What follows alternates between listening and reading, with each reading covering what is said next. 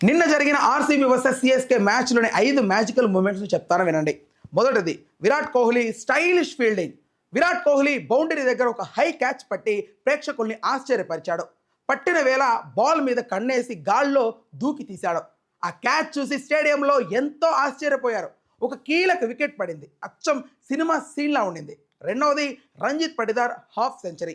ఆర్సీబీకి score పెరగడంలో కీలకంగా నిలిచింది పటిదార్. 32 బంతుల్లో 51 పరుగులు చేశాడు. ఆడిన ఒక్కో షాట్ మెచ్చుకోవాల్సిందే. అతని బ్యాటింగ్ వల్లే చివరిలో పెద్ద స్కోర్ అయింది. ఆర్సీబీ ఫ్యాన్స్ను నిశ్శబ్దాన్ని హిట్లతో చెలరేగేలా చేశాడు.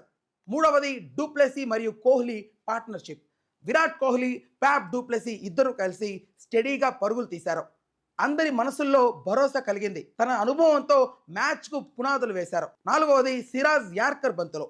సిఎస్కే బ్యాట్స్మెన్ దూకుడుగా ఆడుతున్నప్పుడు సిరాజ్ బౌలింగ్కి వచ్చాడు. ఒక్కో బంతి గుండెలు ఆగేలా వేశాడు. యార్కర్లు ఫాస్ట్ బౌలింగ్తో దడ పుట్టింది. ఒక కీలక వికెట్ తీసి మ్యాచ్ను ఆర్సీబీ వైపు తిప్పేశారు. ఐదవది చివరి ఓవర్లో ఆర్సీబీ విజయం.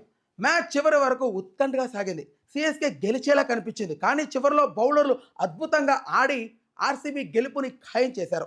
చివరి ఓవర్లో ప్రాణం ఆగేంత ఉత్కంఠతో నిండిపోయింది. నా వరకు 5 మ్యాజికల్ మూమెంట్స్ ఇవే. మీరు ఏదైనా మ్యాజికల్ మూమెంట్ అని అనుకుంటే కామెంట్ సెక్షన్లో రాయండి.